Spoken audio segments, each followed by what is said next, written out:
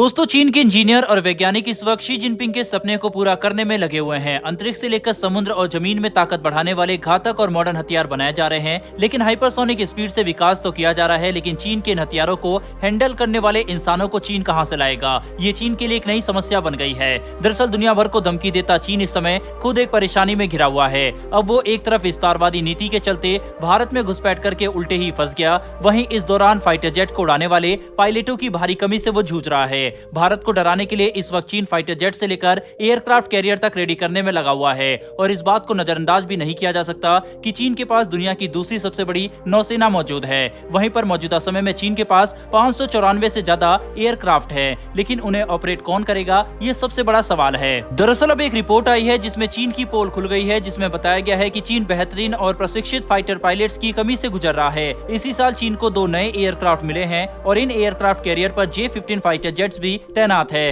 लेकिन चीन के फाइटर विमानों को ऑपरेट करने के लिए पायलट ही नहीं है। इस दौरान चीन अपनी चोरी वाली रणनीति के तहत अमेरिका की नेवी में सेंध लगाने की कोशिश कर रहा है। दरअसल चीन इस कोशिश में लगा हुआ है कि यूएस नेवी से हाल ही में रिटायर हुए AV-88 और F-18 के पायलटों की व्यवस्था की जाए, जो चीन की नौसेना के पायलटों को ट्रेनिंग दे सके। चीन अपनी नौसेना को दुनिया की सबसे बड़ी नौसेना बनाने की जद्दोजहद में युद्धपोत सबमरीन बनाता जा रहा है, लेकिन इनको ऑपरेट करने वाले हाथ कहां से मिलेंगे, इसको चीन भूल गया। चीन को लगा था कि अगर वह एयरक्राफ्ट की व्यवस्था कर लेता है तो उसका काम हो जाएगा, लेकिन आज दुनिया में किसी भी देश के पास पैसे हैं तो वह कोई भी हथियार बड़ी आसानी से खरीद सकता है। लेकिन जब बात टेक्नोलॉजी की और ऑपरेट करने वाले क्रू मेंबर की आती है तो इसकी कमी को पूरा करने में बड़े बड़े देश भी फेल हो जाते हैं, क्योंकि कोई भी देश ना तो टेक्नोलॉजी ट्रांसफर करने पर आसानी से सहमत होता है और न ही कोई अपने पायलटों को दूसरे देश में शामिल होने की अनुमति देता है। उधर आपको बता दें कि चीन की नौसेना ने 2 एयरक्राफ्ट कैरियर को कमीशन कर दिया और साथ ही चीन की ओर से एक नया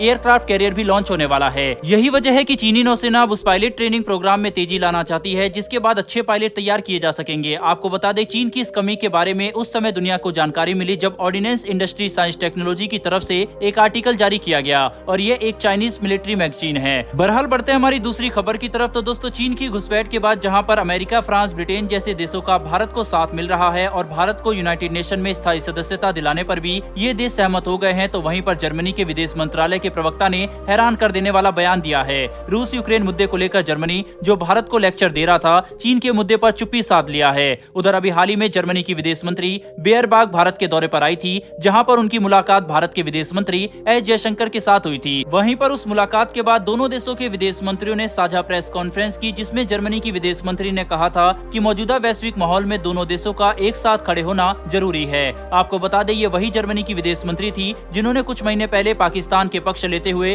कहा था कि भारत के हिस्से वाले कश्मीर के मुद्दे को यूनाइटेड नेशन में खुद जर्मनी उठाएगा। लेकिन उनकी इस टिप्पणी के बाद भारत में मौजूद जर्मनी की एम्बेसडर को भारत से माफी मांगनी पड़ी थी। इसी के चलते कहा जा रहा है कि जर्मनी की विदेश मंत्री भारत के दौरे पर आई थी ताकि भारत से रिश्ते बेहतर किए जा सके। लेकिन एक बार फिर से जर्मनी ने दिखा दिया कि वह भारत को अपने फायदे के लिए इस्तेमाल करना चाहता है। दरअसल एक प्रेस कॉन्फ्रेंस के दौरान जर्मनी के विदेश मंत्रालय के प्रवक्ता से एक रिपोर्टर ने पूछा कि क्या भारत और चीन के बीच बढ़ रहे तनाव में जर्मनी भारत का साथ देगा, तो इसके बारे में जर्मन विदेश मंत्रालय के प्रवक्ता ने कहा कि ये चिंताजनक है और इस तरीके के उकसावे नहीं किए जाने चाहिए। लेकिन जर्मनी इस घटना को लेकर भारत के पक्ष में कोई बयान नहीं दे सकता। वहीं जर्मनी का चीन के विरुद्ध जाकर भारत के पक्ष में कोई बयान न देने का एक कारण ये भी है कि जर्मनी चीन पर बहुत ज्यादा निर्भर है। यही वजह है कि जर्मनी भारत के पक्ष में कोई भी बयान देने से बच रहा है। उधर अभी हाल ही में चीन की घुसपैठ के बाद जर्मनी के राजदूत फिलिप्स का बयान सामने आया था, जिसमें उन्होंने कहा था कि चीन की ओर से अरुणाचल प्रदेश में जो घुसपैठ की जा रही है उसके चलते जो झड़प दोनों देशों के बीच हुई है वह चिंता का विषय है। और जर्मन राजदूत ने यह भी कहा था